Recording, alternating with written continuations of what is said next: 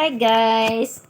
At tayo naghiwa ngayon ng luya, bawang at sibuyas. At syempre nakasalang ng ating kawali guys. Tayo magluluto ng hapunan. Ang ating ulam ay ito.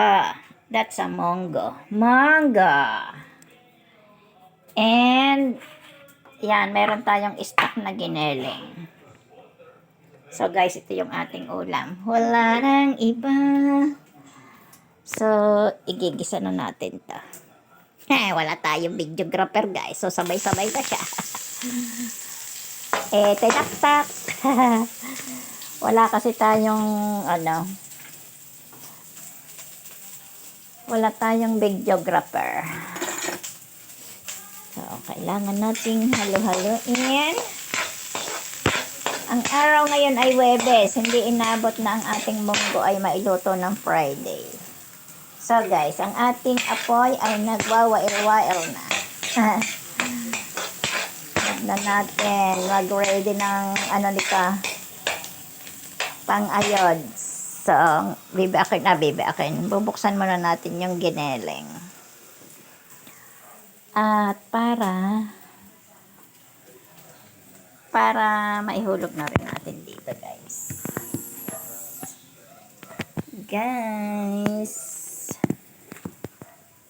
Saan yung ating dilata ito?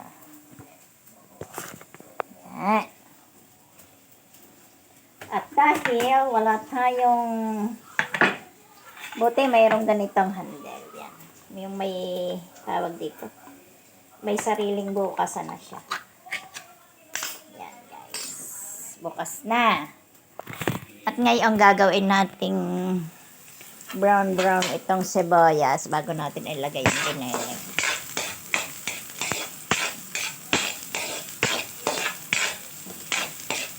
Sana alam pa natin mag-upload sa ating YouTube channel guys. Natutuwa lang po kasi ako kahit pa tayo ay demonetize. Malagyan natin ng video itong ating channel. So ito na guys, ang ating gineling. Itataktak na natin. Ayaw lumaba. Yung tumalsik na. Patutusin guys, napakasimple naman magluto.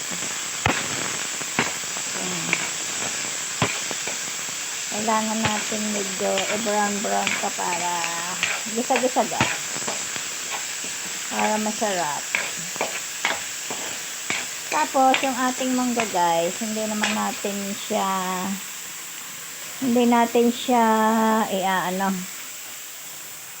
ilalahat. Hindi natin ilalahat ito ilagay dito sa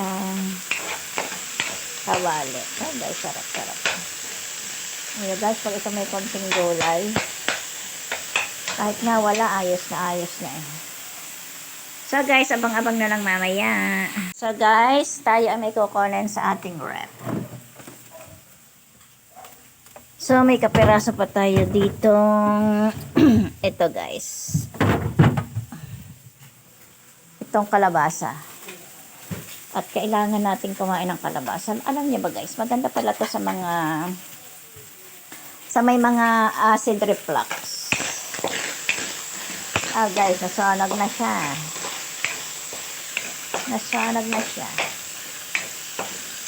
Nagba-brown na yung gilid. Hinaan na natin yung apoy. Yan. At ihahulog na natin ang ating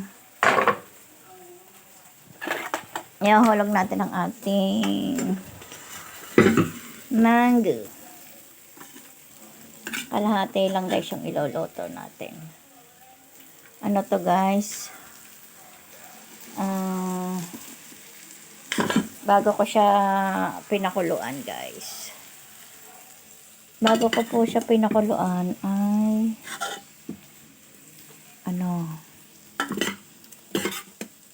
bago ko siya pinakuluan guys, binabad ko muna po sa tubig.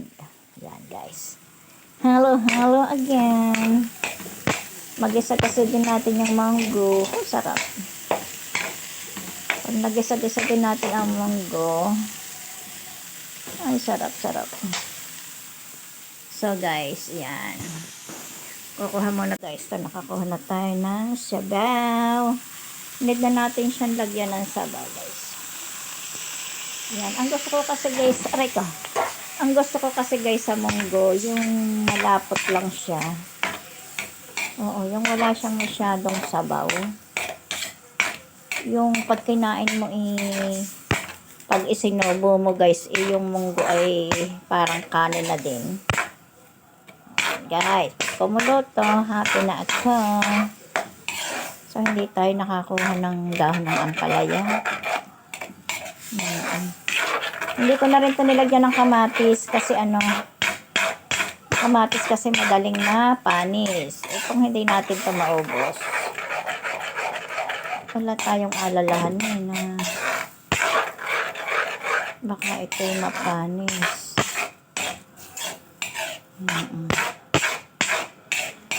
So, ayan. Ang ganda-ganda ng pagkakasabaw niya guys. Hintayin na lang natin pumulo. At tayo ay maghihiwa ng ating kalabasa. So guys, nailagay na po natin ang ating kalabasa. Palalambutin na lang po natin. Ayan, at titimplahan na rin natin. Lalagyan na po natin ng asin. Siyempre, yung ating pampalasa. Ngayon ko napag-alaman guys na ang betchin pala kasabihan lang yung masama. Pero ang katotohanan ay napakaganda po nito sa ating puso. Nakakatulong po to na sa ating puso. Hindi ko lang maipaliwanag kung bakit. Kasi napakinggan ko rin po na ganon. Kaya hindi na tayo nag-aalangan na maglagay ng betchin sa ating mga niluluto. So guys, maya-maya tayo ay makakaluto na rin. At kakain na tayo guys. Tikim-tikim muna tayo.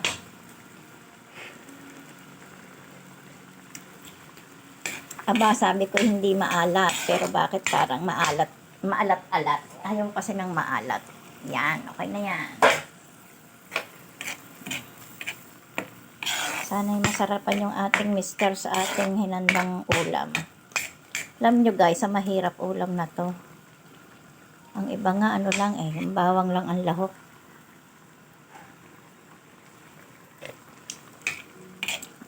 Ayan, masarap na to pag nilagay sa kanin. Grabe guys, no? Sari-sari ng tao. Alam nyo guys, ang ating buhay ay sadyang mahirap o pinaghihirapan natin ang buhay natin para tayo ay makatawid. Oo. Kaya, pahalagahan natin ang ating buhay. So guys, ayan. Abang-abang na lang guys at hanggang dito na lang muna ang ating video. Habang pinalalambot natin ang ating kalabasa ay tayo ay pwede lang kumain maya-maya.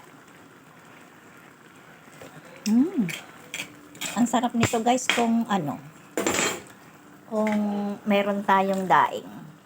Kasi tayong daing. Hindi na lumasa ang luya. Sobrang konti lang kasi ang nilagay natin. So, bye-bye guys. Thank you for watching. Love you all. Bye-bye.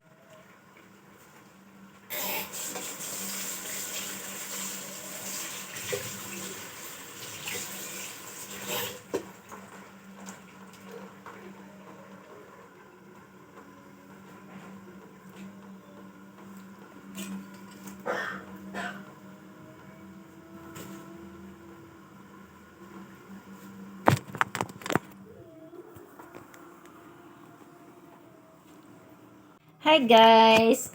At tayo naghiwa ngayon ng luya, bawang at sibuyas. At syempre nakasalang ng ating kawali guys. Tayo magluluto ng hapunan. Ang ating ulam ay ito. That's a munggo. Mangga!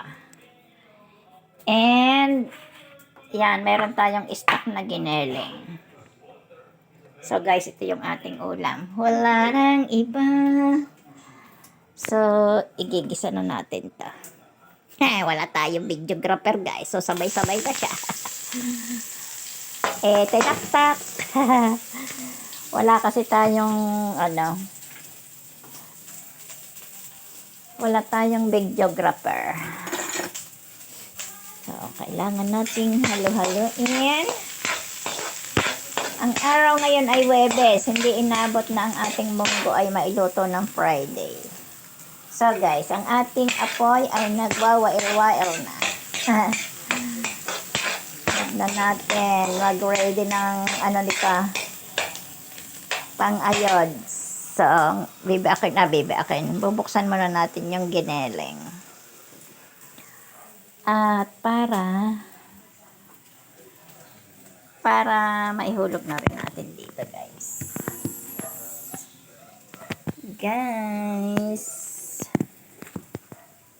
Saan yung ating dilata ito? Yan. At dahil wala tayong buti mayroong ganitong handle. Yan. Yung may tawag dito. May sariling bukasan na siya. Yan guys. Bukas na.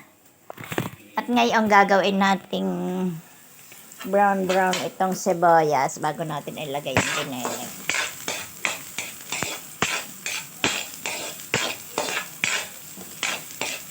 Sana alam pa natin mag-upload sa ating YouTube channel guys. Natutuwa lang po kasi ako kahit pa tayo ay demonetize.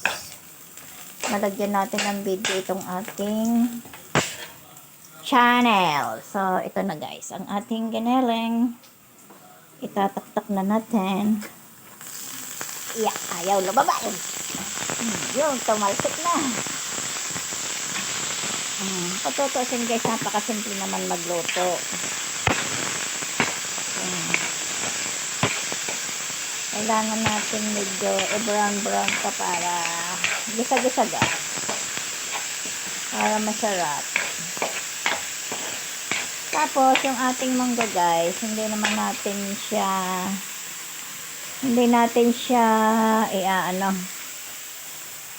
ilalahat. Hindi natin ilalahat ito ilagay dito sa kawali. Oh guys, sarap. Ayan guys, pag ito may konting gulay, kahit nga wala, ayos na eh. So guys, abang-abang na lang mamaya. So guys, tayo ay may kukunin sa ating rep. So may kapiraso pa tayo dito. Ito guys. Itong kalabasa. At kailangan natin kumain ng kalabasa. Alam niyo ba guys, maganda pala to sa may mga acid reflux. Guys, nasanag na siya.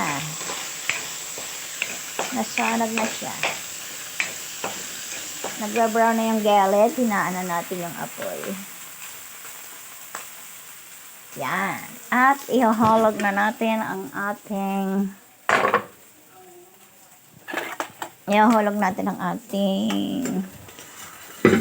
mango.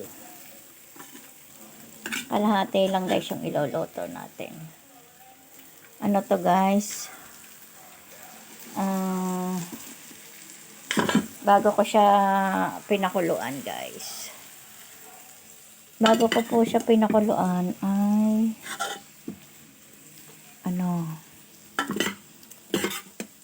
bago ko siya pinakuluan guys, binabad ko muna ko sa tubig. Yan guys. Hello again.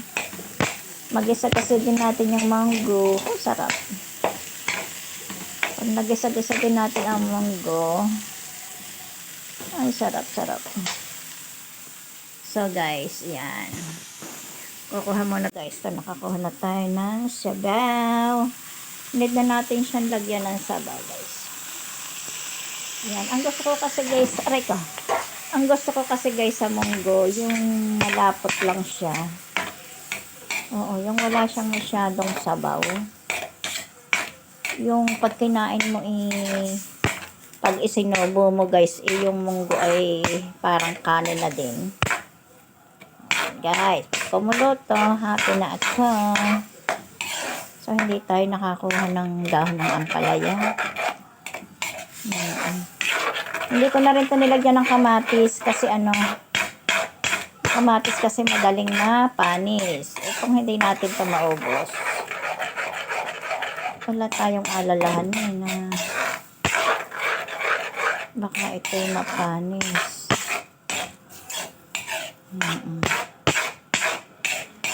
So, ayan. Ang ganda-ganda ng pagkakasabaw niya, guys. Hintayin na lang natin pumulo. At tayo ay maghihiwa ng ating kalabasa. So, guys, nailagay na po natin ang ating kalabasa. Palalambutin na lang po natin. Ayan, at titimplahan na rin natin. Lalagyan na po natin ng asin. Siyempre, yung ating pampalasa. Ngayon ko napag-alaman, guys, na ang betchin pala kasabihan lang yung masama. Pero ang katotohanan ay napakaganda po nito sa ating puso. Nakakatulong po to na sa ating puso. Hindi ko lang maipaliwanag kung bakit. Kasi nga pakinggan ko rin po na ganon. Kaya hindi na tayo nag-aalangan na maglagay ng betchin sa ating mga niluluto. So guys, maya-maya tayo ay makakaluto na rin. At kakain na tayo, guys. Tikim-tikim muna tayo.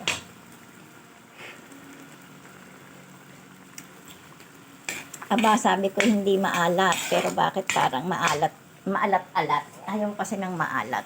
Yan, okay na yan. Sana'y masarapan yung ating mister sa ating hinandang ulam. Alam nyo, guys, sa mahirap ulam na to.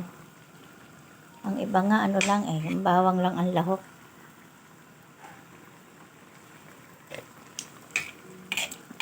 Ayan, masarap na to pag nilagay sa kanin. Grabe, guys, no? Sari-sari ng tao.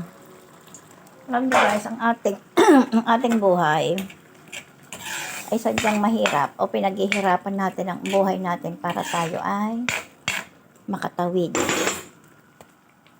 Oo. Kaya, pahalagahan natin ang ating buhay. So, guys, ayan.